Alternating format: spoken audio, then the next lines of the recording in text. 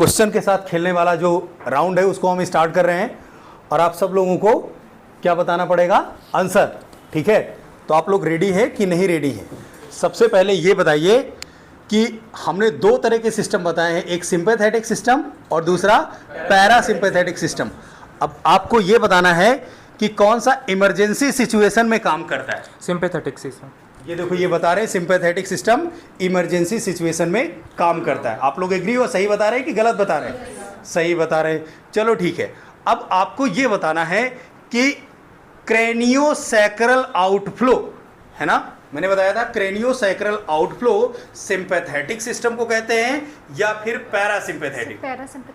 Parasympathetic को क्रेनियोसैक्रल outflow कहते हैं, है ना। सिंपैथेटिक को तो थोरैकोलंबर कहते थे ना।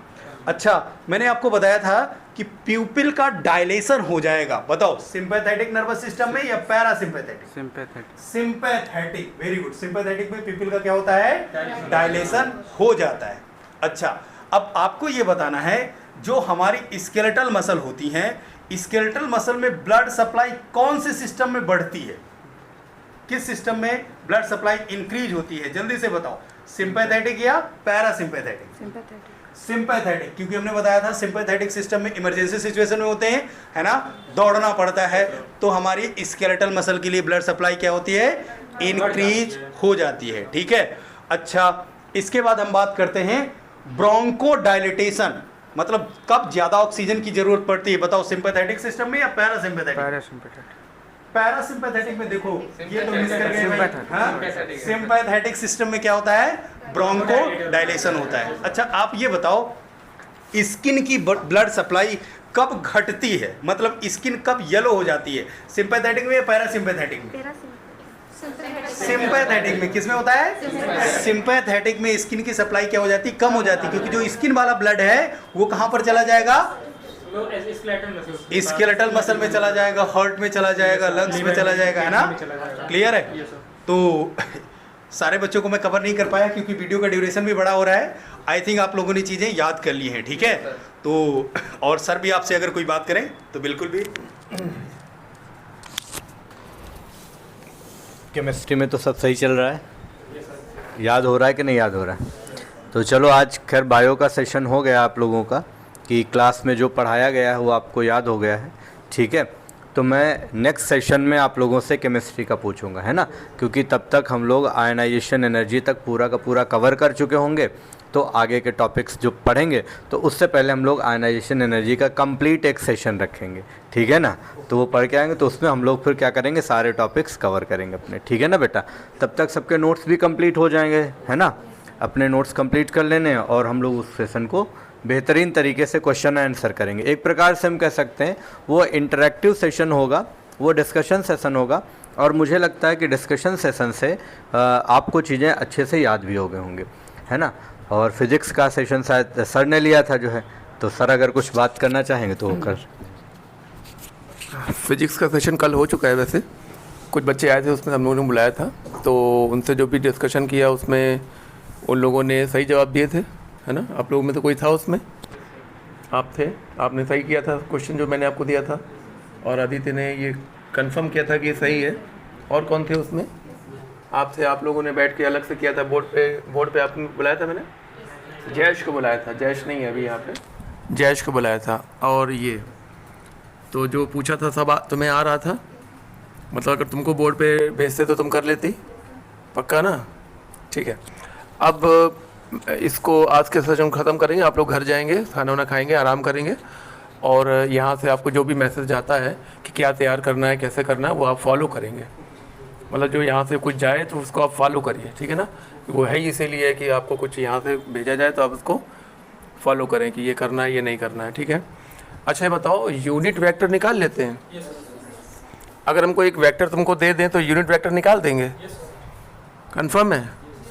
आप सब लोग एक क्वेश्चन 1 मिनट में सॉल्व करिए, 30 सेकंड में। मैं आपको वेक्टर दे रहा हूँ 2i cap plus j cap, लिखिए। पेन है क्या? मार्कर होगा यहाँ पे, मैं यहीं करवा देता हूँ। अगर एक मार्कर मिल जाए तो ये लोगों को, अगर एक मार्कर मिल जाए तो ए के ऊपर वेक्टर लगाना, ए के ऊपर वेक्टर लगाइए, a is equal to 2i cap, a के ऊपर पहले वेक्टर लगाइए, a vector is equal to 2i cap plus j cap, हाँ 2i cap plus j cap plus 2k cap, ठीक है, हाँ plus 2k cap, 2i cap plus j cap plus 2k cap, ठीक है ना। फाइंड इट्स यूनिट वेक्टर, ये vector मैंने आपको दे दिया, इसका आपको यूनिट वेक्टर निकालना है, एकल सदिश, एकल सदिश यूनिट वेक्टर, ऊपर कैप लगा देते हैं, उसको कहते हैं यूनिट वेक्टर, ठीक है ना। उसका नाम खास होता है यूनिट एकल सदिश, ए के ऊपर ए लिखेंगे फिर ऊपर कैप लगा देंगे। आ गया, दिखाएं जरा, 2i cap plus j cap plus 2 cap upon 3, बिल्कुल सही है। जो करते जाएं हाथ उठाते जाएं। आपने यूनिट वेक्टर नहीं पढ़ा होगा, अभी नहीं पढ़ा ना, निकाल लिया है। अपॉन में क्या है, अपॉन में क्या है, 3 है, अपॉन में क्या है, 3 है। नैन्सी जल्दी करेंगे, आ गया बेटा, अभी इसने नहीं पढ़ा, कल से ही तो आई है। अच्छा अच्छा, तुम्हारा छवि बेटा आ गया, आ गया, पहले ही आ गया था, आ गया। यूनिट वेक्टर जिन्होंने पढ़ा है वही सॉल्व कर दें, जिन्होंने नहीं पढ़ा उनको हम क्लास में पढ़ाएंगे। जल्दी अदिति, नहीं अपना करो। A cap is equal to, a cap is equal to a vector upon its mod. A vector ऊपर लिखना है, नीचे उसका मॉड लिखना है, मॉड मतलब मैग्नीट्यूड। नीचे क्या आ रहा है, 3 कर ही लिया, 3 नीचे आ रहा है, नीचे क्या आ रहा है, इसे पढ़ा नहीं, नीचे 3 आ रहा है, तुम 3 आ रहा है, उधर पूछो। अपॉन में क्या है, डिनोमिनेटर में क्या है, नीचे 3, इसका देखो,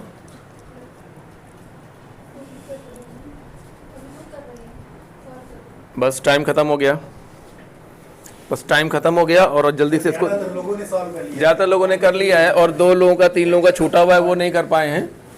ये ए वेक्टर है जिसको हमने लिखा है 2i कैप, ये इसका x कंपोनेंट है, और ये जे कैप ये इसका y कंपोनेंट है, और ये 2k कैप ये इसका z कंपोनेंट है। ये किसका z कंपोनेंट है, a का, बोलो। ये a वेक्टर है पूरा, ये पूरा क्या है, a वेक्टर है, और ये क्या है, ax है। a के नीचे x मतलब, a के नीचे x मतलब a का x कंपोनेंट, ये क्या है, a का a, ये a y है, a के नीचे x, ये देखिए ax जो है वो 2i कैप है, और a y vector y component केवल j कैप है, और a के नीचे ये z वेक्टर, क्या बताओ, ये कंपोनेंट ऑफ वेक्टर्स होते हैं। कोई भी वेक्टर हमेशा अपने कंपोनेंट से मिल के बनता है, समझ गए ना। ओके, अब हमें इसका यूनिट वेक्टर लिखना है, ये कैप हो गया, ऊपर लिखेंगे इसका वेक्टर अपॉन नीचे इसका मॉड। ये वेक्टर है और ये उसका मॉड है, और ये कौन है, ये ए का यूनिट वेक्टर है। ये कौन है, ये ए वेक्टर है, ये कौन है, ये इसका मॉड है। तो ऊपर आपको वेक्टर लिखना है 2i cap plus j cap plus 2k cap upon नीचे इसी का मॉड। तो मॉड कैसे लिखते हैं, x कंपोनेंट का square plus y component square plus z component का स्क्वायर। केवल ये लेते हैं, ये यहाँ पे 1, यहाँ पे 2, 2 1 2, ठीक है ना। तो नीचे आ चुका है 9 अंडर रूट में, है ना, 2k कैप, और नीचे आ चुका है अंडर रूट 4 प्लस 4 8 प्लस 1 कितना, अंडर रूट 9। तो ये नीचे आ गया 3, तो ये हो गया आपका 2i cap plus j cap plus 2k cap upon 3 हो गया। तो सभी लोगों ने कर लिया, जिनका छूटा था वो रह गए, कोई बात नहीं, आप लेट नहीं करिए, जल्दी करेंगे, स्पीड बढ़ानी है ना, क्योंकि लिमिटेड होता है, टाइम ड्यूरेशन मेन है एक्चुअली। लिमिटेड टाइम ड्यूरेशन में ही नॉलेज बहुत लोगों को हो जाता है, समझ रहे हैं ना, लेकिन उस नॉलेज को आप कितनी जल्दी एग्जीक्यूट करेंगे, सवाल कितनी जल्दी करेंगे, यही आपका सफलता की कुंजी बनेगी। बहुत देर में तो कोई भी कर लेगा, अगर हम आपको कोई सवाल तुरंत बता देंगे तो ये अच्छा लगेगा, कि देर में बताएंगे तो अच्छा लगेगा, जल्दी बता दें, अच्छा लगे आप जाइए अपना, ठीक है ना। तो इसका मतलब है आपकी प्रैक्टिस है, और अगर आप लेट कर रहे हैं इसका मतलब है आपकी तैयारी प्रॉपर नहीं है। तो आप अपनी कमियों को रोज़ सुधारें, एक दिन में नहीं सुधरता है, रोज़ कुछ सुधार लाइए तो आपको सफलता मिलेगी ज़रूर, ठीक है ना। जाइए, थैंक यू।